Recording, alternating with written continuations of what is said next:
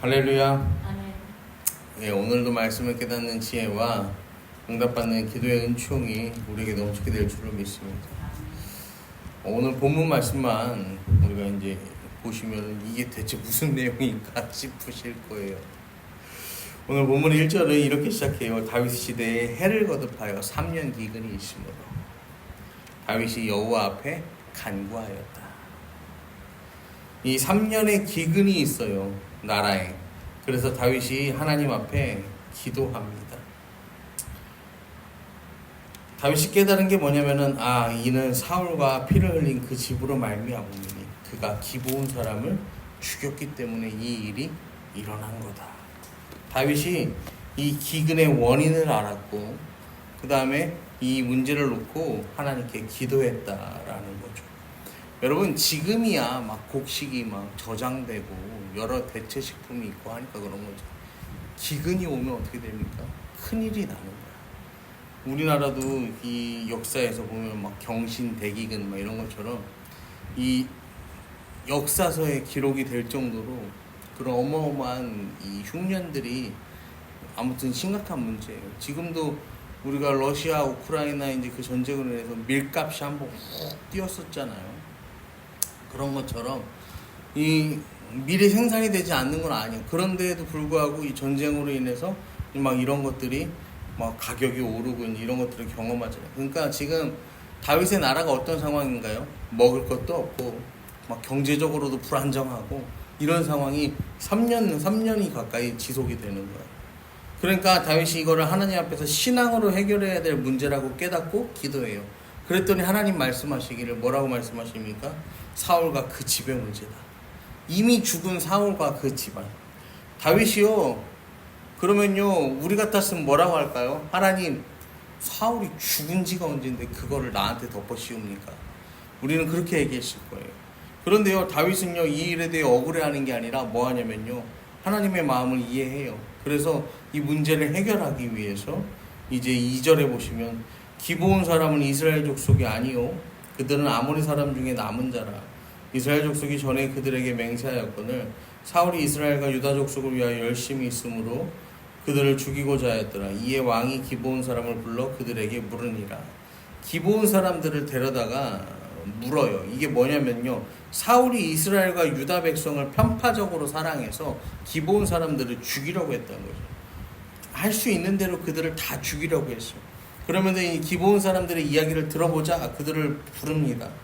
이게 뭐냐면 여호수아 9장에 보면 원래 기브온 사람들이 어떤 사람들인지 나오잖아요.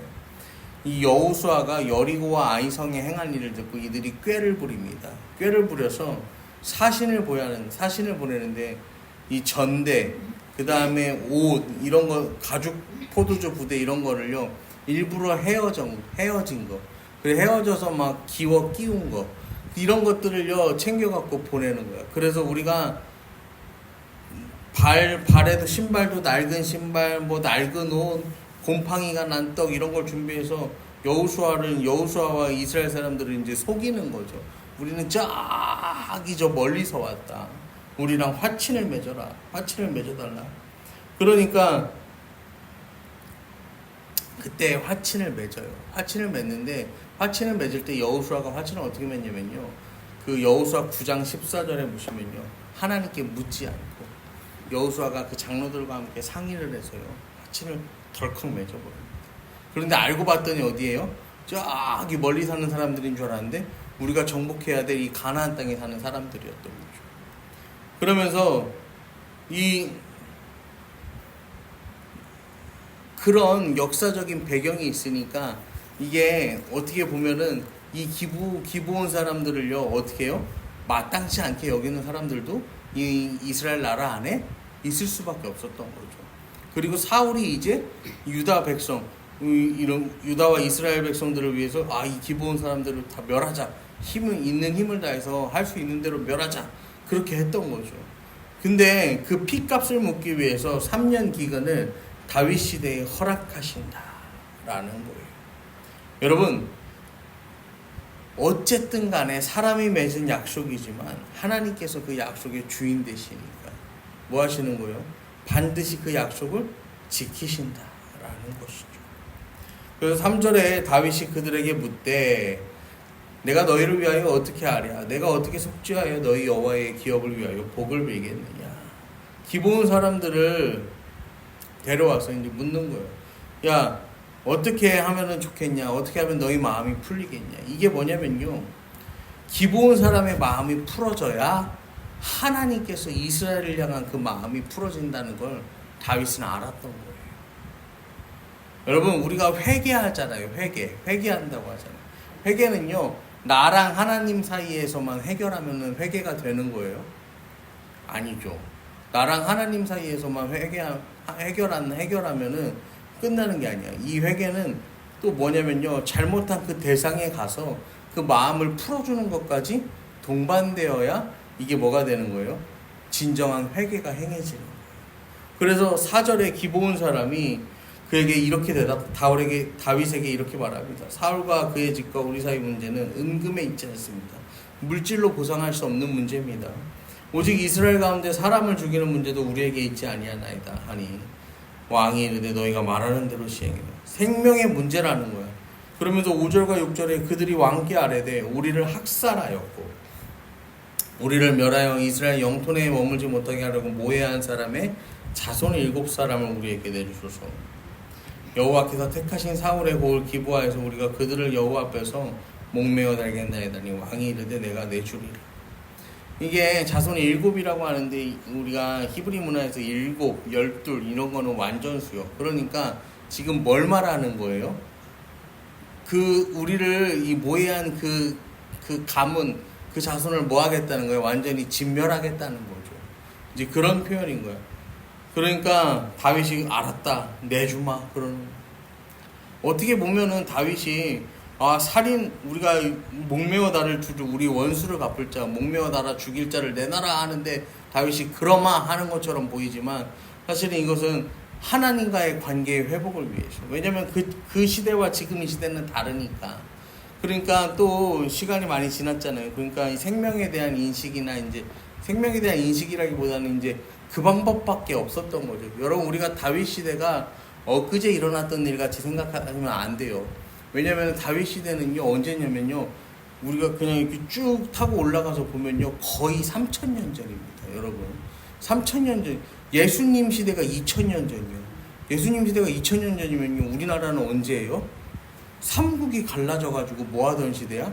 알에서 태어났다고 우기던 시대가 예수님 시대예요. 그러니까 굉장히 옛날이에요. 굉장히 고대라는 그런 시대적 배경도 우리가 생각을 해야 되는데, 여러분, 생명을 생명으로 갚는 하나님의 법이에요. 그런데요, 하나님께서요, 그래, 니들끼리만 그렇게 생명을 생명으로 갚아라? 그렇게 말씀하지 않으신다는 거예요. 여러분, 우리 하나님께서 우리를 위해서요, 뭐를 하셨어요? 생명으로 우리 죄를요, 대신 갚아주셨어요. 여러분, 예수 그리스도의 피 흘림을요, 통하여서요, 우리에게요, 하나님께서요, 갚아주셨다니까요. 갚을 수 없는 생명의 값, 그 빚짐이요, 우리에게도 있다는 것입니다. 여러분, 우리에게 문제가 찾아올 때, 여러분, 우리가 해결해야 할 죄의 문제가 무엇인지요, 하나님께 묻기를 여러분 이 시간 부탁을 드립니다. 그리고 그 사람을 찾아가 용서를 비세요. 그리고 화해하는 거야. 그런데 그거는 내 힘으로는 안 돼요. 나를 용서하신 예수 그리스도의 십자가 보혈의 능력, 그 십자가 보혈의 능력으로 이 죄의 문제를 해결할 수 있다라는 사실을 여러분 기억하시기를 바랍니다. 예수님만이 우리 문제를요, 해결하실 수 있어요. 예수님만이 우리 죄의 문제를 해결하실 수가 있어요. 제가 어제 장례식장을 2군데를 갔다 왔어요. 그래서 안성에 갔다가, 안성에서 충주를 갔다가 이제 대전을 내려왔는데, 이 안성에서는 이 작년에 다니엘 기도회에도 소개되었던 그 분인데, 이제 그분이 돌아가셨어요.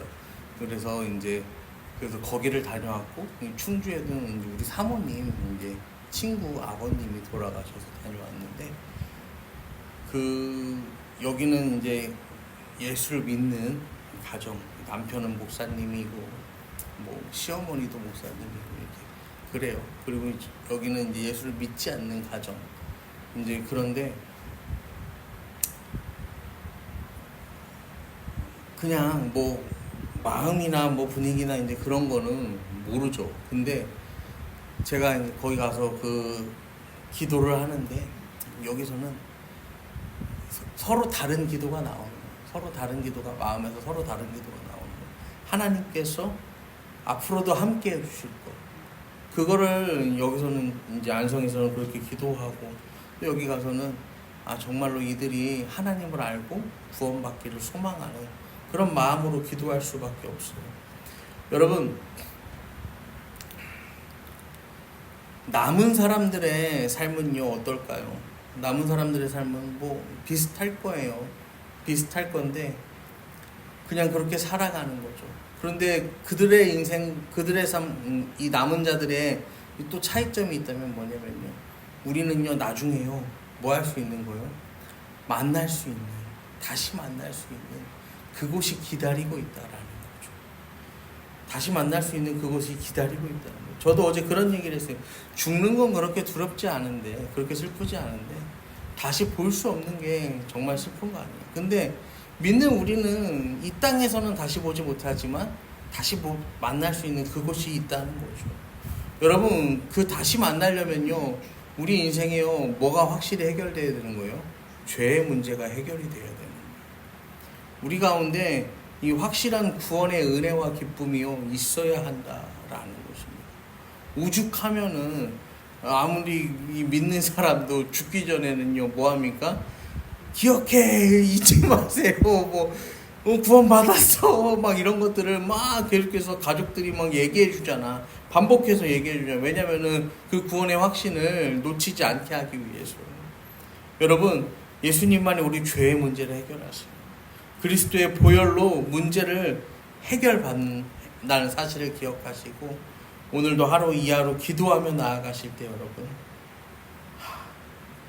주님 오늘도 내 인생의 죄의 문제를 해결하여 주시옵소서. 내 인생의 문제를 해결하여 주시옵소서. 아 하나님 내가 하나님이랑 해결했으니까 됐습니다. 이게 아니라 뭐예요? 하나님 내가 이 하나님께서 하시는 것 내가 이제 사람과도 해결할 수 있는 그 예수 그리스도의 십자가 보혈의 능력과 그 사랑 하나님 그 힘을 오늘도 나에게 허락하여 주시옵소서. 그렇게 기도하시고 새 사람으로 거듭나는 인생 사시는 저와 여러분 되기를 이 시간 간절히 축원합니다.